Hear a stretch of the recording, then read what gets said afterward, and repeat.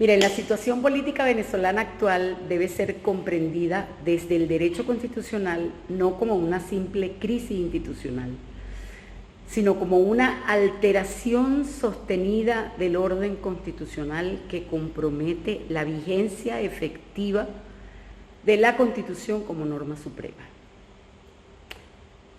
Porque desde la perspectiva de la teoría del Estado constitucional, los hechos posteriores al proceso electoral de 2024, la juramentación presidencial de enero de 2025 y el 3 de enero del 2026 evidencian una ruptura del principio de soberanía popular. En términos jurídicos, ello implica la ocupación del poder sin un fundamento legítimo derivado de la voluntad ciudadana, lo que afecta el núcleo esencial del sistema democrático previsto en la Constitución venezolana. Esta situación, o mejor dicho, a esta situación se suma un elemento decisivo: la ausencia prolongada del titular del Poder Ejecutivo desde inicios de 2026.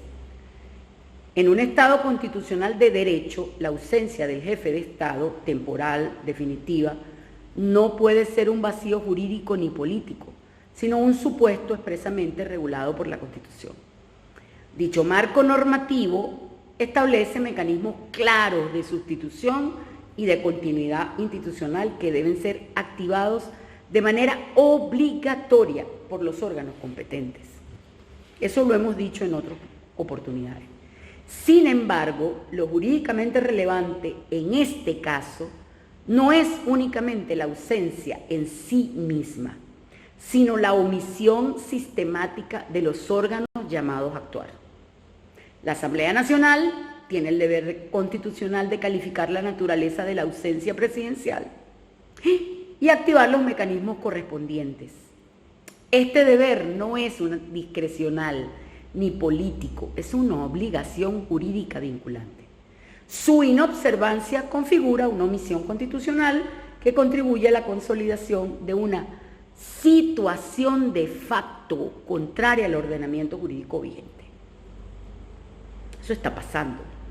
En paralelo, se ha intentado justificar la inacción institucional mediante la construcción de categorías no previstas en la Constitución, como la denominada ausencia forzada.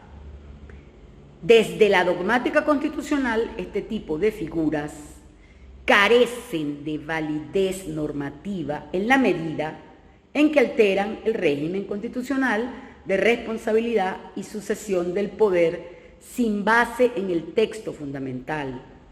Entonces, la interpretación constitucional no puede convertirse en un mecanismo de creación normativa ad hoc orientado a sostener situaciones de hecho.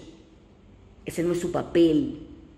Entonces, los principios fundamentales del texto constitucional son: la soberanía reside intransferiblemente en el pueblo y el ejercicio del gobierno debe ser democrático, electivo, alternativo y pluralista.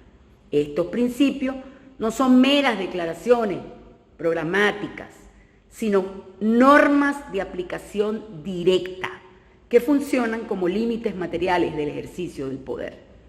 Cualquier forma de permanencia en el poder que no derive de mecanismos electorales válidos entra en contradicción directa con los principios constitucionales estructurales.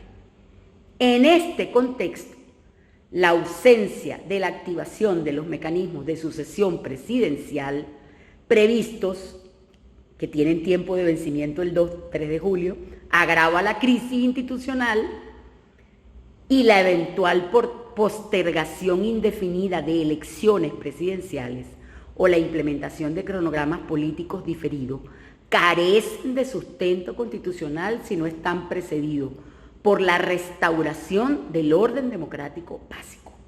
La continuidad del poder sin legitimidad electoral configura una forma de prolongación inconstitucional del ejercicio gubernamental y todos los actos son nulos en nulidad absoluta. El papel de la jurisdicción constitucional resulta en este escenario determinante La Sala está llamada a ejercer un control efectivo de la supremacía constitucional, garantizando la aplicación de las normas relativas a la falta absoluta y la restitución del poder democrático. Su función no es validar situaciones de hecho, sino asegurar la vigencia de la Constitución como norma superior. Ese es su papel. Debo subrayar además que la existencia de apoyos o presiones internacionales no modifican la naturaleza jurídica del problema. El principio de soberanía constitucional implica que la validez del orden interno no depende de factores externos ni del apoyo de Trump o de los demócratas, sino del cumplimiento de los procedimientos establecidos en la propia Constitución. Y eso es lo que se están saltando a la torera. Las consecuencias jurídicas de la prolongación de una situación de ejercicio irregular del poder son significativas. Los actos emanados de esas autoridades no tienen legitimidad, pueden ser objeto de control posterior y eventual nulidad, afectando la seguridad jurídica y la estabilidad institucional del Estado. Igualmente, la responsabilidad institucional por omisión se extiende a todos los órganos que, estando constitucionalmente llamados a actuar, han optado por la inacción. En definitiva, no se trata de una controversia política ordinaria, sino de una ruptura sostenida del orden constitucional que exige una respuesta dentro del propio marco de la Constitución. La única vía jurídicamente coherente para la restitución de la normalidad institucional es la activación de los mecanismos previstos en la Constitución, en particular la declaratoria de falta absoluta, la convocatoria a elecciones presidenciales con un CNE renovado, no con ese esperpento. Cualquier otra alternativa profundiza la erosión del Estado de Derecho, debilita la legitimidad del sistema constitucional en su conjunto. Eso hay que tenerlo claro. Entendemos que la coyuntura es mucho más grave, porque sabemos que con ese CNE que no entregó resultados, que se comió los resultados, que mandó a parar la totalización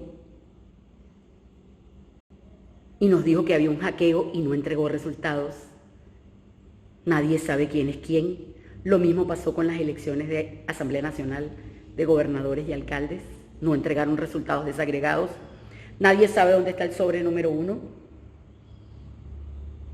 Pero además, un TSJ que, arrogándose funciones que no le corresponden, supuestamente contó votos y declaró un ganador.